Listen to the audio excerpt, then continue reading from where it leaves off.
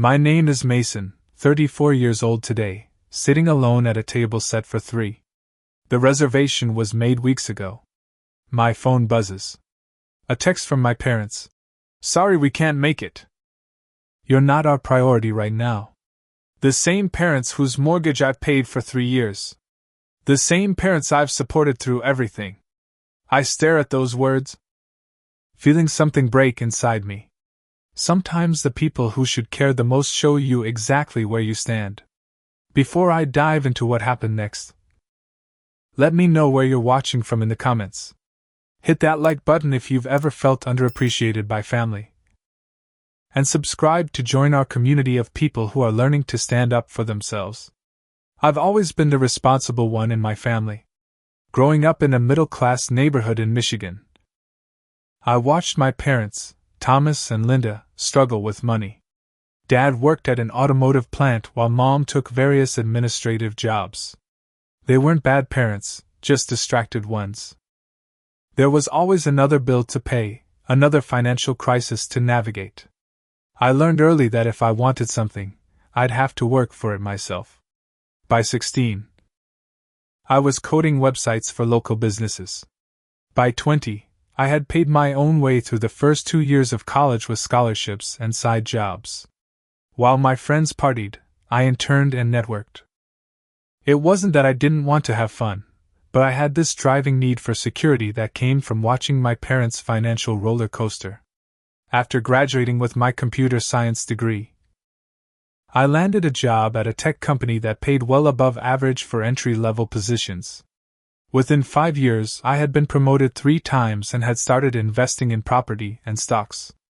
Meanwhile, my parents continued their cycle of barely getting by, occasionally borrowing money from me for emergencies that somehow included a hot tub and a luxury cruise.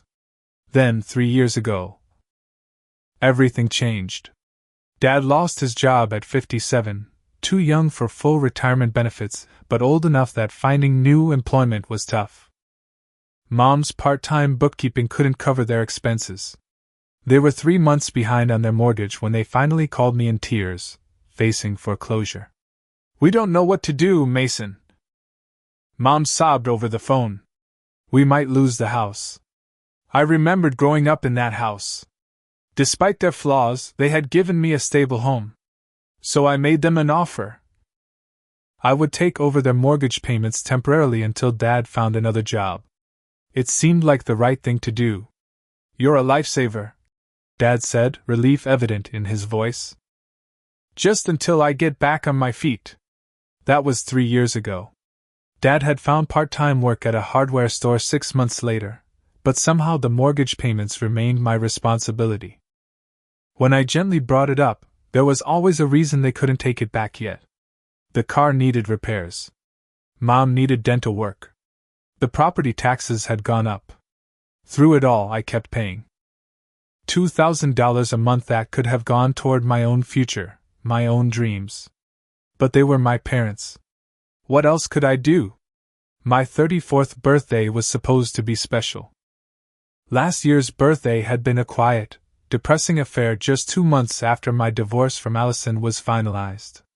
After 5 years of marriage, she had left, citing among other things that I was too busy taking care of everyone else to build our life together.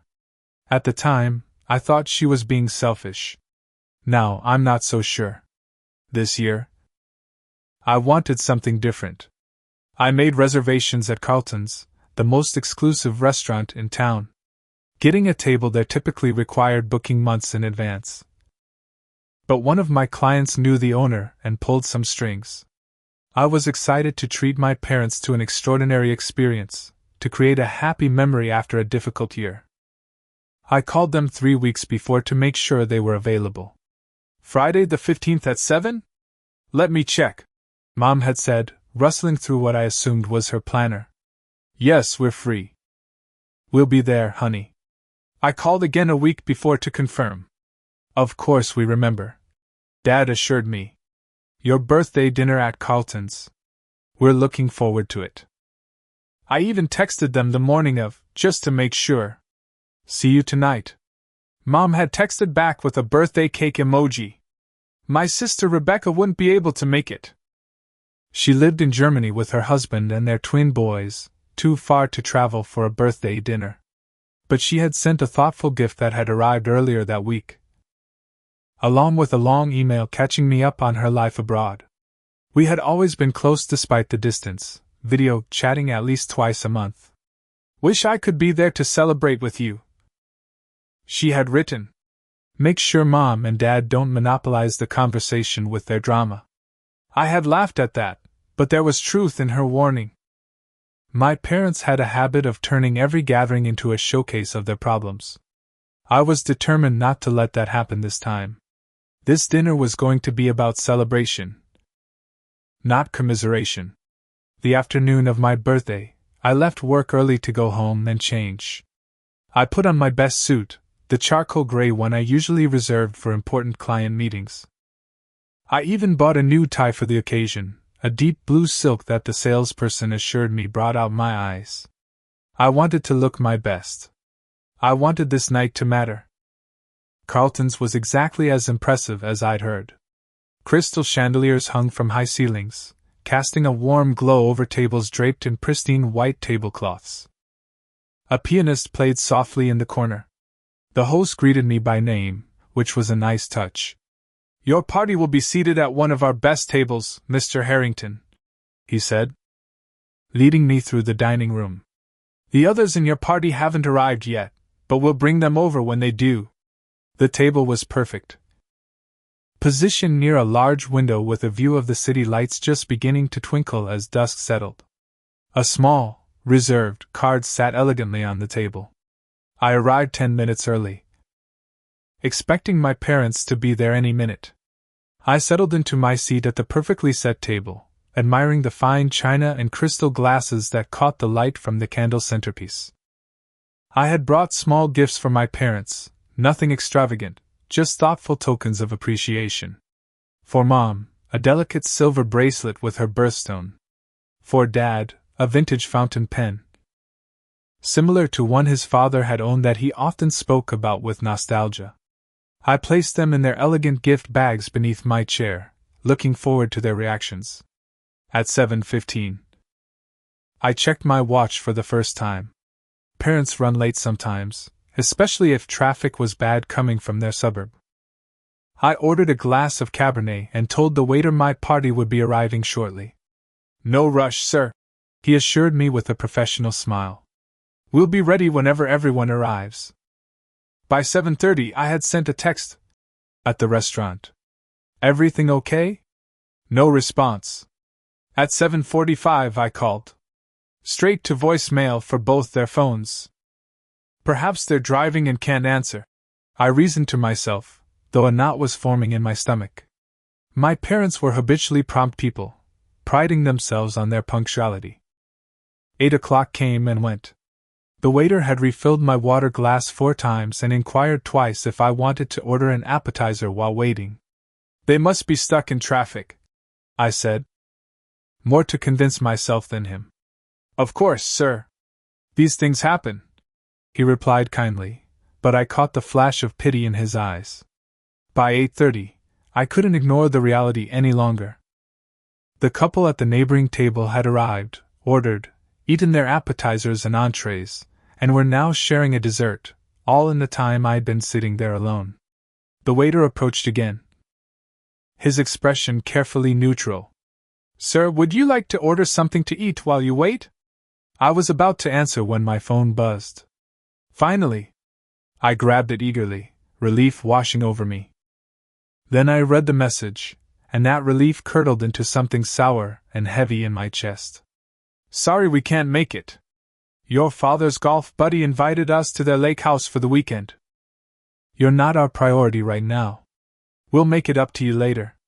I read it 3 times, certain I must be misunderstanding. You're not our priority right now.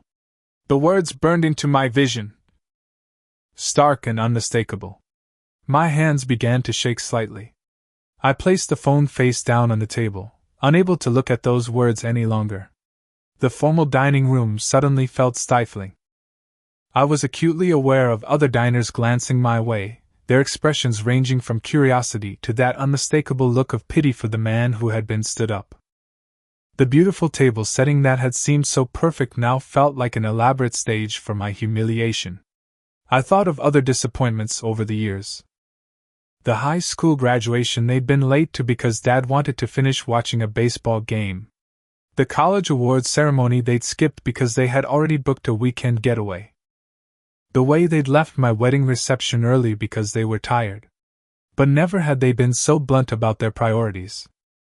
Never had they made it so painfully clear where I ranked in their lives. "Is everything all right, sir?" the waiter asked, noticing my distress. "No," I said quietly. "My dinner guests won't be coming. I apologize for taking up your table all this time." I reached for my wallet. "Please, let me pay for the wine and whatever you'd normally charge for the reservation." "That won't be necessary," he said gently. "These things happen. Perhaps you'd like to order something to enjoy yourself?" The thought of sitting there alone, eating a birthday dinner meant for 3, was unbearable. "No, thank you. I should go." As I stood to leave, I noticed the gift bags under my chair. I hesitated, then left them there. Let the next patrons find them and give them to someone who would appreciate the gesture. The drive home was a blur. The excitement I'd felt earlier had curdled into a hollow ache. The car radio played cheerful pop songs that seemed to mock my mood. I switched it off, preferring the silence. When I reached my apartment, I didn't turn on the lights. I just sat in the darkness of my living room, staring at nothing in particular. My phone buzzed again. For a moment, I hoped it might be them calling to apologize, to explain that there had been some terrible misunderstanding. Instead, it was a birthday text from a coworker. I didn't answer. That night, as I lay awake in bed, I kept coming back to those words. "You're not our priority right now." 5 simple words that crystallized what I had suspected for years but had never wanted to admit. 5 words that made me reevaluate not just this birthday, but our entire relationship. Sleep eluded me that night. Every time I closed my eyes, I saw those words floating in the darkness. "You're not our priority right now." As the hours ticked by, my mind began excavating memories I had long buried, instances I had excused or rationalized away over the years. There was my 10th birthday when they forgot to get a cake, claiming they'd been too busy with their own commitments. I remembered how I had comforted them, telling them it was okay. Even as I fought back tears. There was my high school graduation when they arrived 20 minutes late. Missing my valedictorian speech because Dad didn't want to miss the final inning of his baseball game. I had defended them to my friends, explaining that traffic must have been terrible. There was my college acceptance letter to Stanford that I'd opened alone because they were on a spontaneous weekend trip with friends. When they returned, they'd been excited but had quickly turned the conversation to how expensive it would be and how far away California was from Michigan. I remembered my wedding day.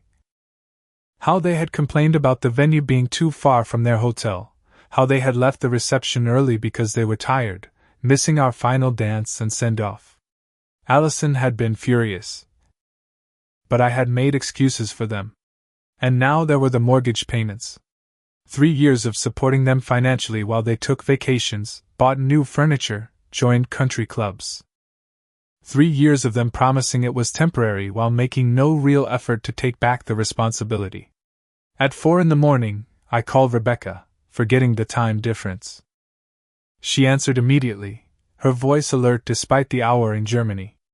"Mason? Is everything okay?" "They didn't show up," I said, my voice sounding strange even to my own ears. "To my birthday dinner. They texted that I wasn't their priority." There was a pause, then a soft sigh. "Oh, Mason. I'm so sorry. Am I overreacting? They've disappointed me before. But this feels different." "You're not overreacting," she said firmly. "This is just the most honest they've ever been about how they see you." We talked for nearly an hour, Rebecca filling in gaps in my understanding. She told me about conversations she'd overheard, about comments our parents had made when I wasn't around. How they bragged to their friends about their successful son who took care of them. How they referred to the house as the one Mason pays for, when it suited them. But our house, when they wanted to assert ownership. Remember when I moved to Germany and they guilted me for weeks about abandoning the family? She asked. They told everyone who would listen that I was selfish for moving away. But when you stay and actually help them, they take advantage. Why didn't you tell me this before? I asked. Because you wouldn't have believed me, she said gently. You needed to see it for yourself. She was right. I had been willfully blind. Desperately holding on to the image of the parents I thought I had, rather than seeing the people they actually were. I thought about my ex-wife Allison, who had tried to warn me countless times. They're using you, Mason, she had said during one of our final arguments. They've turned you into their personal ATM, and you keep letting them do it. They're my parents. I had replied defensively. What am I supposed to do, let them lose their house? Maybe they need to face consequences for once in their lives. She had shot back. Maybe then they'd stop taking you for granted. The memory stung with its newfound clarity. Allison had seen what I couldn't, or wouldn't. Our marriage had crumbled under the weight of my divided loyalties, my inability to put our relationship first because I was so busy taking care of my parents. I thought about my friends who had gently suggested that perhaps I was enabling my parents rather than helping them. Jake, my best friend since college, had been particularly blunt during a guy's night out 6 months ago. Dude, they're never going to take back the mortgage as long as you're willing to pay it, he had said over beers. Why would they? You've made it too comfortable for them. It's complicated, I had replied, bristling at his criticism. Family takes care of family. Yeah, but it's supposed to go both ways, he had countered. When's the last time they took care of you? I hadn't had a good answer then. I certainly didn't have one now. As dawn broke, I found myself at my computer, looking at my bank statements. Over the past 3 years, I had paid $72,000 toward my parents' mortgage. $72,000 that could have gone toward my own home. Toward investments, toward the future Allison and I had planned together before everything fell apart. And what had I received in return? Broken promises. Entitlement. And now, the brutal honesty that I simply wasn't a priority. The realization settled over me like a heavy blanket. This wasn't a one-time disappointment. This was the culmination of a lifetime pattern. One where I gave and they took, where I prioritized them while they prioritized themselves. For 34 years, I had been the dutiful son, the responsible one, the person everyone could count on. I had built my identity around being reliable, around putting others first. But at what cost? As the first rays of sunlight filtered through my blinds, illuminating the dust motes dancing in the air, I felt something shift inside me. The hurt was still there, raw and throbbing. But alongside it was something new, something that felt dangerously like resolve. My parents had shown me exactly where I stood in their lives. Perhaps it was time I showed them where they stood in mine. Morning found me clear-eyed and resolute. I showered, dressed, and made coffee with methodical precision, each ordinary action feeling somehow significant. This day would mark a turning point. I could feel it in my bones. At my desk, I took out a sheet of my best stationery, the heavy cream paper I usually reserved for important correspondence. The pen felt weighty in my hand as I considered my words carefully. This note needed to be direct but not cruel, firm but not vindictive. After several false starts, I settled on simplicity. If I'm not your priority, then don't expect me to be yours. I've paid your mortgage for 3 years without complaint. That ends today. You have 30 days to make other arrangements. Mason. I read it over twice, the words stark against the cream paper. There was a strange relief in writing them, in finally acknowledging the reality of our relationship. I folded the note carefully and slipped it into an envelope, writing, Mom and Dad, on the front. According to their text, they were at their friend's lake house for the weekend, which meant their house would be empty. I still had the spare key they'd given me years ago, in case of emergencies. This felt like an emergency of sorts, though not the kind they had envisioned. The drive to their suburb took 40 minutes, time I spent in contemplative silence. Their neighborhood looked peaceful in the morning light, sprinklers creating rainbow prisms on manicured lawns. Their two-story colonial, with its fresh paint and landscaped garden, showed no external signs of the financial struggles they claimed to have. The new SUV in the driveway, purchased just 6 months ago, gleamed in the sunlight. My key turned smoothly in the lock. Inside, the house was immaculate as always, Mom's pride in her home evident in every carefully chosen decoration. On the refrigerator was a calendar with various social engagements marked. I noticed my birthday dinner crossed out, with Bill and Janet's Lake House written over it in Mom's neat handwriting. The amendment wasn't recent, the ink was the same as the surrounding entries. They had planned to skip my birthday dinner well in advance.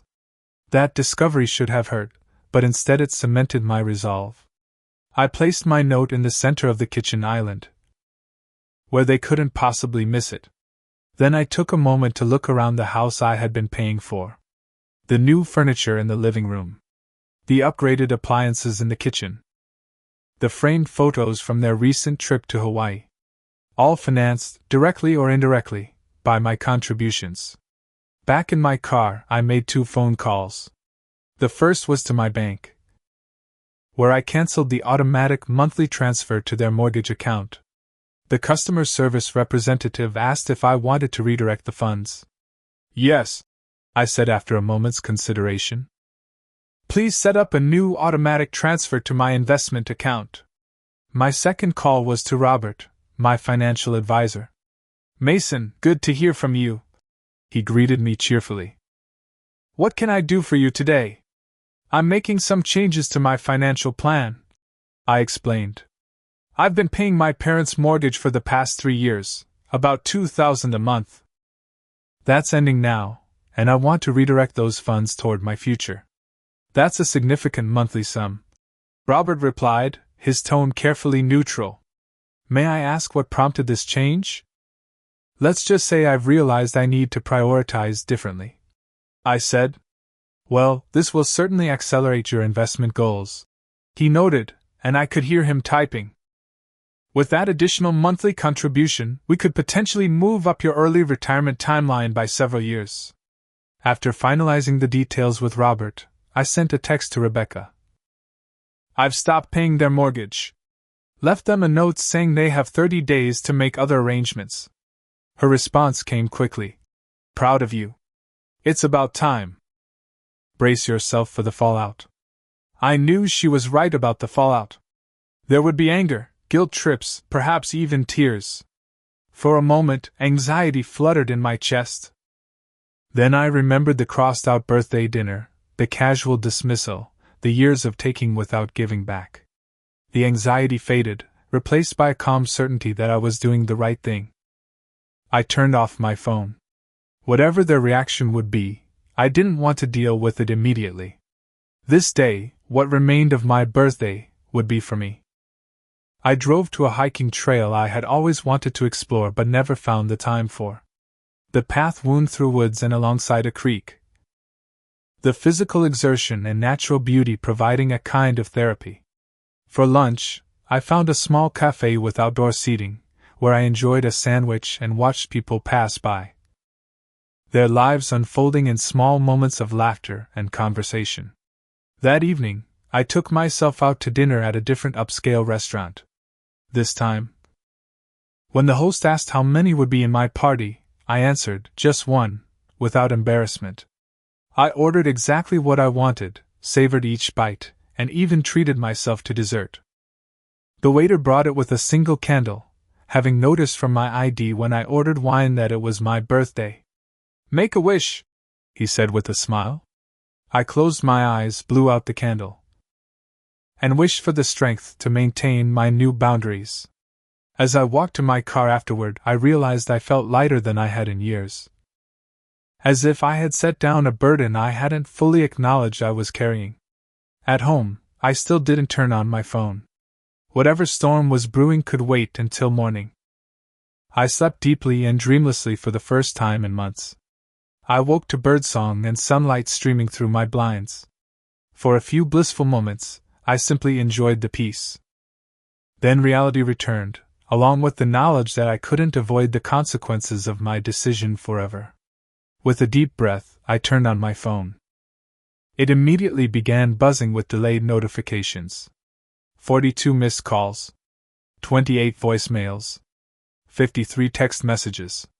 Most from my parents, but some from other family members as well. The fallout had begun. I started with the voicemails, listening as they progressed from confusion to anger to panic. "Mason, it's Mom. We just got home and found your note. Call us immediately." "Son, this is your father. What the hell is this note supposed to mean? Call us back right now." "Mason, we tried to make a mortgage payment and our card was declined. What did you do? Call us now. This is completely unacceptable behavior. After everything we've done for you, this is how you repay us? Because we missed one dinner? Mason, please. We didn't mean what we said in that text. We were just busy and typed without thinking. You can't do this to us." The mortgage company called. They said the payment is overdue. "This isn't funny anymore, Mason. Your mother is in tears. Is that what you wanted? To make your mother cry on your birthday? Call us." The final message had been left just 30 minutes ago. "We're coming over. Since you won't answer your phone, we'll talk in person." I barely had time to process this when my doorbell rang, followed by insistent knocking. I took a steadying breath and went to answer it. They stood on my doorstep looking like strangers. Dad's face was flushed with anger, Mom's eyes red from crying. They pushed past me into the apartment without waiting for an invitation. "What is the meaning of this?" Dad demanded, waving my note in my face. "I think the note is pretty clear," I replied, maintaining a calm I didn't entirely feel. "You can't just stop paying our mortgage without warning," Mom cried. "I gave you 30 days' notice. That's more consideration than you gave me when you decided to skip my birthday dinner. That's what this is about. One missed dinner?" Dad's voice rose incredulously. "No," I said quietly. "It's about a pattern of behavior that's gone on my entire life. It's about you taking and taking without giving back. It's about me finally recognizing my worth." "Your worth?" Dad scoffed. "We gave you life. We raised you. We put a roof over your head and food in your mouth. And this is how you repay us?" "I've repaid you many times over," I countered. 3 years of mortgage payments. Medical bills. Car repairs. Vacations you couldn't afford but took anyway. All while you made promises you never intended to keep. We intended to keep them. Mom insisted. We just haven't been able to yet. And yet you had money for a new SUV. For a country club membership. For trips to Hawaii. I gestured toward the window where their luxury vehicle was visible in my visitor parking spot. Your actions show your priorities clearly enough. We can't believe you're being so selfish," Dad said, his voice dropping to a dangerous low. "After everything we sacrificed for you. What exactly did you sacrifice?" I asked, genuinely curious. Because from where I stand, I'm the one who's been making all the sacrifices. They exchanged a glance, momentarily thrown by the direct question. We gave you a good life," Mom stammered. "We supported your education. I paid for college myself," I reminded her. "Scholarships and jobs. We drove you to all those computer classes when you were a teenager," Dad attempted. "After I begged for months. And only because the neighbor offered to pay you for gas." They fell silent, their rehearsed script of parental sacrifice falling apart under scrutiny. "The truth is," I continued gently, "you've been living beyond your means for years, even before Dad lost his job. You've been counting on me to bail you out whenever things get tight. And I've allowed it because that's what a good son does. But I'm realizing that being a good son doesn't mean being an ATM. So you're just going to let us lose our house? Mom's tears flowed freely now. Where will we go? What will we tell our friends? You could downsize to something you can actually afford, I suggested. Or Dad could look for full-time work instead of part-time. Or you could sell some of your luxury items. There are options that don't involve me paying for a lifestyle you haven't earned. Dad's face darkened with anger. I can't believe you're talking to us this way. After all we've done for you. This conversation keeps circling back to what you think you've done for me. I noted. But when I needed you, when I specifically asked you to be there for one special dinner, you couldn't do it. You explicitly told me I wasn't a priority. It was just a text? Mom wailed. We didn't mean it like that. I think you did, I said softly. And that's okay. You're entitled to your priorities. But so am I. And right now, my priority is building my own life. Not funding yours. They stayed for another hour, cycling through anger, tears, and guilt trips. They brought up childhood memories, health concerns, and community standing. They made vague threats about family obligations and pointed reminders about old age care. But I remained calm and firm. Finally, as they were leaving, Dad turned at the door. Family is supposed to be more important than money, Mason. I agree completely, I replied. That's why I'm so disappointed that you chose a weekend at a lake house over my birthday dinner. The door closed behind them with a decisive click. I leaned against it, emotionally drained but oddly peaceful. The confrontation had been every bit as difficult as I had anticipated. But I had maintained my boundaries. I hadn't yielded to guilt or manipulation. For perhaps the first time in my life, I had prioritized my own well-being over their comfort. Outside, I heard their car start. Through the window, I watched them drive away, their postures rigid with unresolved anger. I knew this wasn't the end of the matter.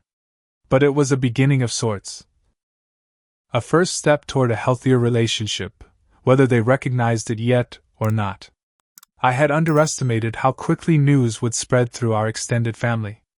By that afternoon, my phone was ringing with calls from relatives I hadn't heard from in months, some even years. And Patricia, Mom's sister, was the first to call. Mason, what's this I hear about you abandoning your parents? She demanded without preamble. Hello to you too, Aunt Patricia, I replied calmly. I assume Mom and Dad have given you their version of events? They're devastated. Your mother can barely speak through her tears. How could you do this to them? I took a deep breath. I'm not abandoning them. I'm simply stopping the financial support I've provided for 3 years, support that was supposed to be temporary. But they need that money. They could lose their house. They'd had 3 years to make other arrangements, I pointed out. They chose not to. And just to be clear, they still have options. They could sell their house and buy something more affordable. Dad could work full-time instead of part-time. They could sell their new SUV and their country club membership. There was a pause. New SUV? Country club membership? But Caroline told me they were struggling to make ends meet. They are by choice, I explained. They've continued to live beyond their means because they knew I would cover the shortfall. The conversation shifted after that. Aunt Patricia's indignation fading as she began to see the bigger picture. By the end of the call, she was significantly less critical, though still concerned about her sister. Uncle Roger, Dad's brother, was next. His approach was different, more measured. I'm not calling to judge, Mason. I just want to understand what happened. I appreciated his neutrality and explained the situation fully, including the birthday dinner incident. When I finished, he sighed heavily. Thomas has always had an entitled streak, he admitted. Our parents spoiled him. I've tried to talk to him about his spending habits over the years, but he never listens. I didn't know that, I said. surprised by this insight into my father's childhood. Most people don't see it because he can be so charming. But I'm not shocked by what you're telling me. Disappointed, but not shocked. These initial calls were followed by others, some supportive, others accusatory. Cousin Stephanie thought I was being cruel. Uncle Frank revealed he'd been helping them financially too. Unknown to me. Great Aunt Martha, at 87, called to say she was proud of me for finally growing a backbone. The family divisions became even more apparent at a birthday gathering for my young cousin Trevor the following weekend. I had almost skipped it, but Rebecca had encouraged me to go. Running away will only make you look guilty, she'd advised during our daily calls. Hold your head high. You've done nothing wrong. I arrived at the park where the party was being held to find most of the family already there. Conversations hushed as I approached, then resumed with forced cheerfulness. My parents were noticeably absent. Uncle Frank sought me out almost immediately, pulling me aside near the refreshment table. I hear you've cut off Thomas and Caroline, he said without preamble. Not cut them off, I corrected. Just stopped enabling their irresponsible financial behavior. He nodded thoughtfully. I've been giving them money too, you know. For years. Just small amounts here and there, but it adds up. I had no idea, I admitted. None of us did. That's how they operate, dividing and conquering. They ask different family members for help, making each of us think we're the only one. He shook his head ruefully. After you took over their mortgage, they started hitting me up more for other expenses. Said they were struggling because of medical bills. Meanwhile, Caroline was posting pictures of their Hawaii vacation on Facebook. This revelation stunned me. They told me that trip was paid for by Dad's former coworkers as a retirement gift. Frank snorted. Retirement gift, my foot. Thomas hasn't worked full-time in years. And he's nowhere near retirement age.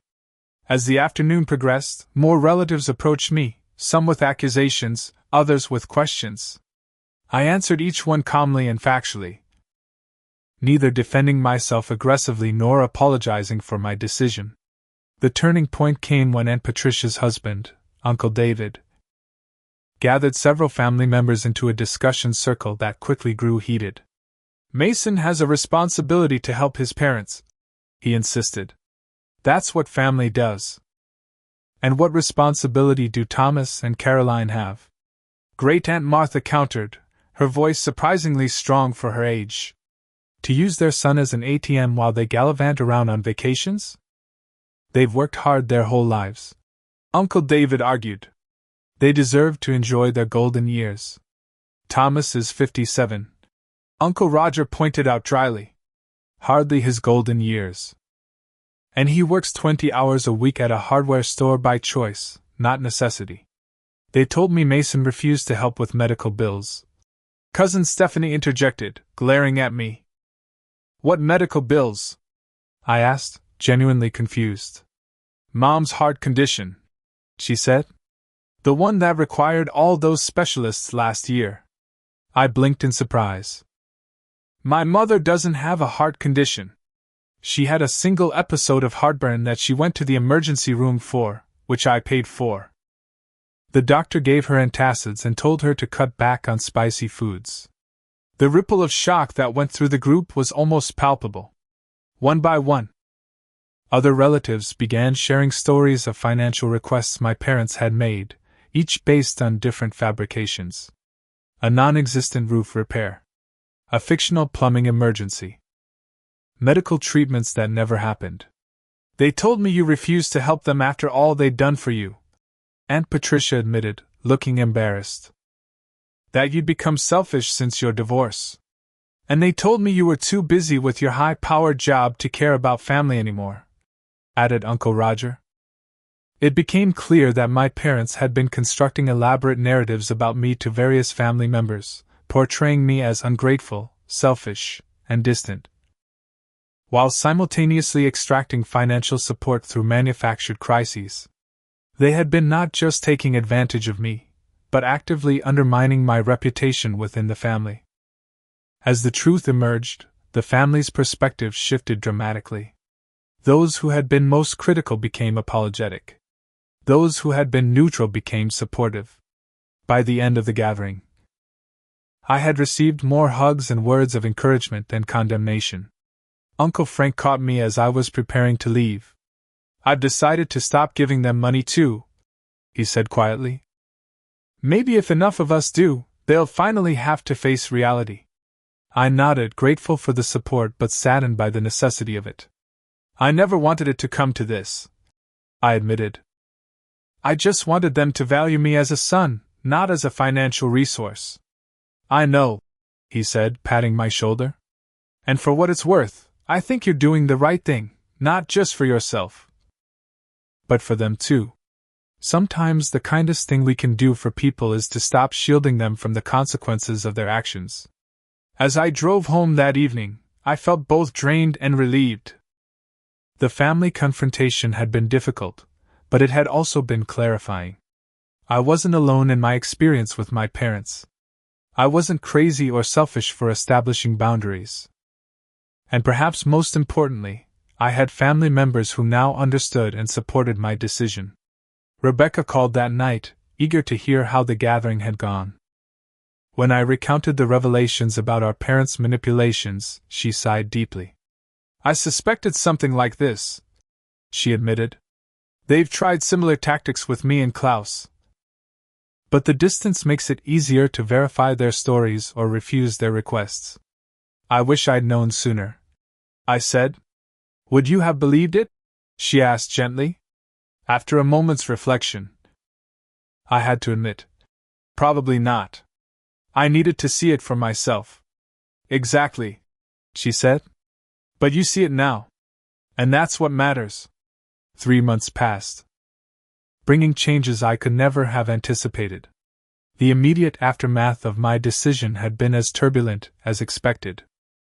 My parents had continued their campaign of family manipulation for several weeks, but as more relatives compared notes and discovered the extent of their deceptions, support had gradually dried up. Faced with the genuine prospect of losing their house, they had finally been forced to make difficult decisions. They sold the SUV, canceled the country club membership, and put their house on the market. Dad increased his hours at the hardware store from 20 to 35 per week, and Mom took on additional bookkeeping clients. We had gone through a period of no contact, which had been painful but necessary. Then, about 6 weeks after our confrontation, I received an email from them suggesting we meet at a neutral location to talk. I agreed, suggesting a coffee shop midway between our homes. The meeting was tense at first, neither side quite knowing how to begin. Mom looked older somehow, the lines around her eyes more pronounced. Dad seemed diminished, his usual confident bluster replaced by a wary caution. "We've sold the house," Mom said after we had exchanged awkward greetings. "We close next month. We're buying a condo instead, something smaller that we can actually afford on our own." "That sounds like a wise decision," I replied carefully. "It's been difficult," Dad admitted, the words clearly costing him. "Downsizing. Facing our friends with the truth. Adjusting our expectations. But necessary," Mom added. "We should have done it years ago, instead of relying on you so heavily." It wasn't quite an apology, but it was an acknowledgement, which felt like progress. "We may have taken advantage of your generosity," Dad continued, each word seeming to cause him physical pain. "That wasn't our intention. But looking back, I can see how it might appear that way." "And the birthday dinner," Mom said, her eyes lowering.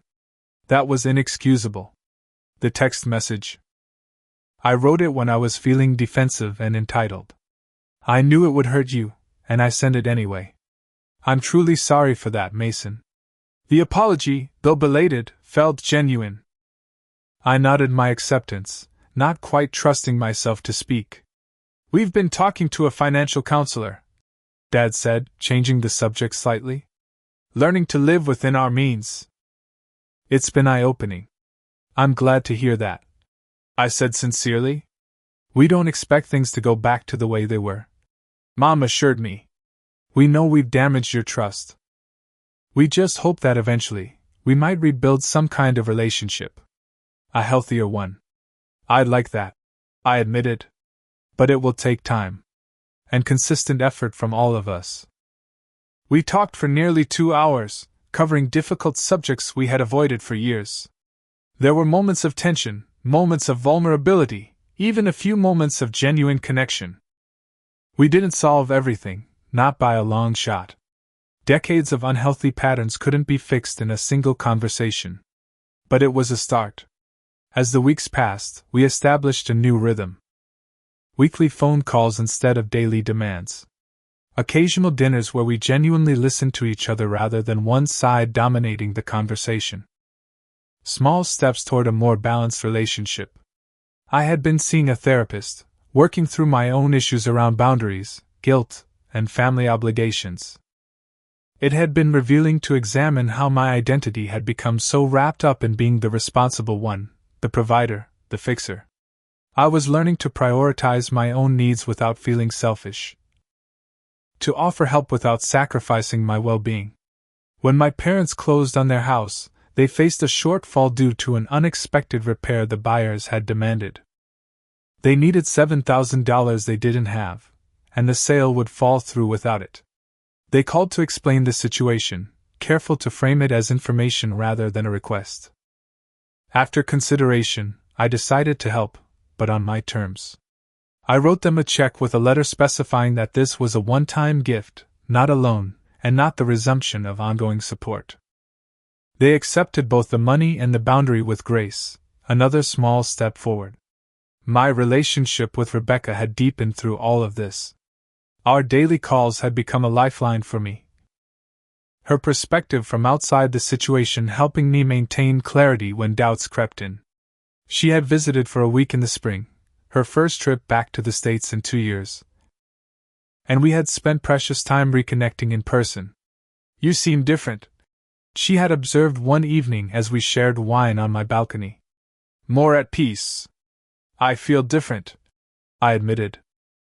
Like I'm finally living my life for me, not for them. Not for anyone else. Other relationships had shifted too. I had reconnected with Allison for coffee.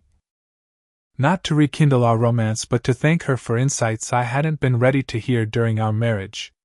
We had parted as friends, both recognizing that while our timing had been wrong, her observations had been accurate.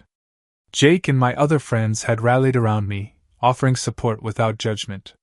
Some had shared similar stories of their own family struggles, creating bonds of understanding that transcended our usual conversations about work and sports. Professionally, I had taken on new challenges. Applying for a promotion I might have previously avoided due to time constraints from family obligations. I had joined a hiking club. Finally making time for the outdoor activities I had always enjoyed but rarely prioritized. Most importantly, I had learned to value myself. To recognize that my worth wasn't tied to what I could provide for others. I had learned that true generosity comes from a place of free choice, not obligation or guilt. And I had learned that sometimes, the most loving thing we can do for someone is to allow them to face the consequences of their choices. The journey wasn't over. My parents and I were still navigating our new relationship, still discovering its boundaries and possibilities. There were good days and difficult ones. But we were all growing, all learning. All working towards something healthier than what we had before. As I reflect on everything that happened since that fateful birthday text, I realize that it was, in its own painful way, a gift. It forced me to confront truths I had been avoiding, to make changes I had been resisting. It showed me that sometimes relationships need to break before they can heal properly. I no longer measure my value by what I can give to others. I no longer sacrifice my well-being on the altar of family obligation. And I no longer confuse enabling with loving. These are hard-won lessons, but they have transformed my life in ways I never imagined possible. If my story resonates with you in any way, know that you're not alone. Setting boundaries isn't selfish, it's necessary. Prioritizing your well-being isn't wrong, it's essential. And sometimes, the hardest conversations lead to the most meaningful growth. What boundaries have you struggled to set in your own life? Have you ever had to step back from a relationship that had become unhealthy? Share your experiences in the comments below. If this story touched you, please like and subscribe to hear more journeys of growth and self-discovery. And remember, sometimes the greatest act of love, both for yourself and others, is having the courage to say no when necessary. Thank you for listening to my story, and I wish you strength on your own path to healthy relationships and self-respect.